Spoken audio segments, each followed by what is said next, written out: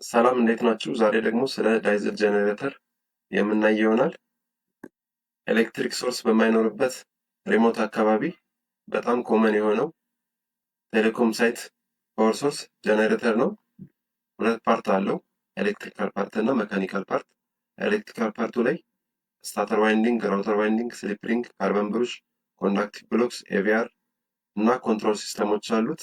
መካኒካል ፓርቱ ላይ ደግሞ ዳይዝል ኢንጂን አለው፣ ፊውል ሲስተም አለው፣ ኩሊንግ ሲስተም አለው፣ የራሱ የሆነ ሉብሪኬሽን ሲስተም አለው፣ ስታርተር ሞተር አለው፣ ኤግዞስት ሲስተም አለው።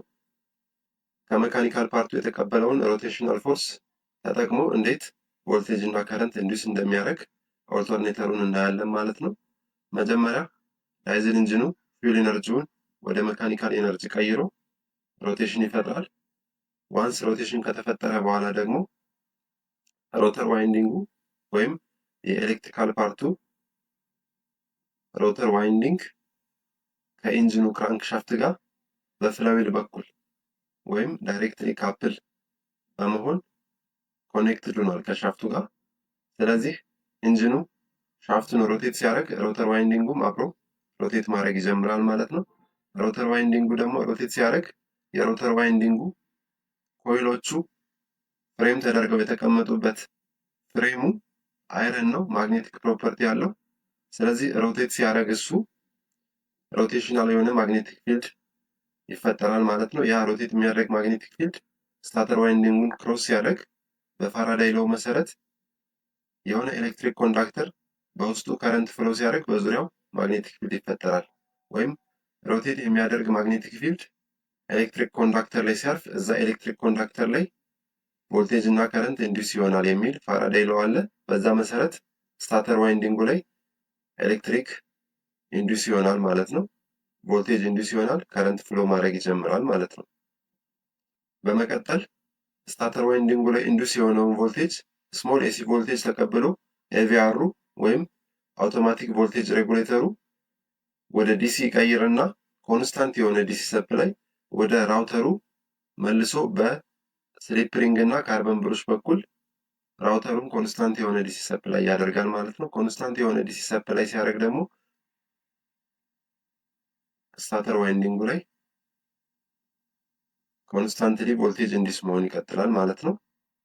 ኤሌክትሪካል ፓርቱን ወይም ኦልተርኔተር ፓርቶችን በዝርዝር ስናይ ስታተር ዋይንዲንጉ ስቴሽነሪ ኮይል ነው።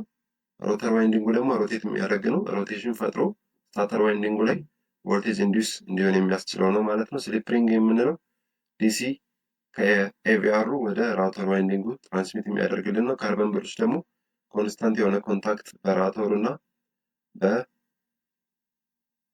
በኤቪአሩ መካከል እንዲፈጠር ከስሊፕ ሪንጉ ጋር ኮንስታንት የሆነ ኮንታክት የሚፈጥር ኮንዳክቲቭ ብሩሽ ነው።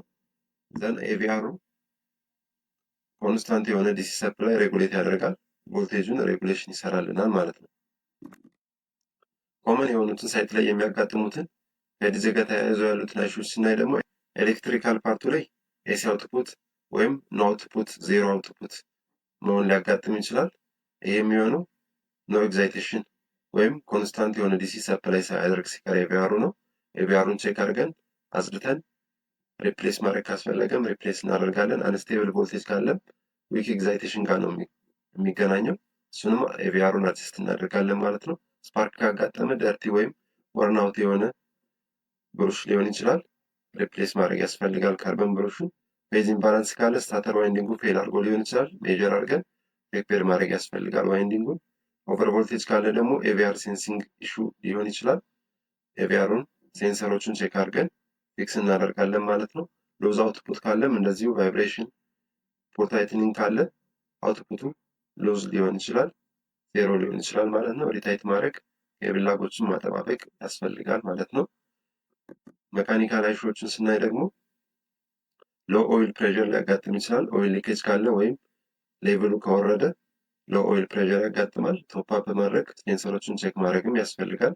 ኦቨርሂቲንግ ካለ ራዲያተሩን ፊኖቹ ተደፍነው ሊሆን ስለሚችል ማጽዳት፣ ማሸክሸክ እና ፕሮፐር የሆነውን ኩላንት መጠቀም ያስፈልጋል።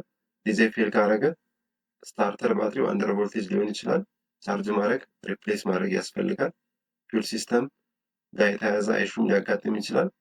በቆሻሻ ወይም በንፋስ ከተዘጋ የፊውል መስመሩ ንፋሱን ማውጣት፣ ቆሻሻውንም ማጽዳት፣ አንደርፊል ከሆነም ሪፊል ማድረግ ያስፈልጋል። ኤክሴሲቭ የሆነ ቫይብሬሽንም ሊያጋጥም ይችላል። ፕሮፐርሊ መጀመሪያም ማውንት ካልተደረገ ዲጄው ፋውንዴሽኑ ላይ በትክክል ካልተቀመጠ፣ ሉዝ የሆነ ታይትኒንግ ካለ፣ የላላ ቡለን ካለ፣ አላይመንቱ ስህተት ካለው ከመጀመሪያው ኤክሴሲቭ የሆነ ቫይብሬሽን ሊያጋጥም ይችላል። ፕሮፐርሊ አላይን ማድረግ ሪታይት ማድረግ ያስፈልጋል ማለት ነው። በቀጣይ ስለ ባትሪ ባካፕ ሲስተም እናያለን። እንደተለመደው ላይክ፣ ሼር፣ ሪፖስት ማድረግ፣ ጥያቄ ካላችሁም ኮሜንት ላይ ማስቀመጥ አትርሱ። አመሰግናለሁ።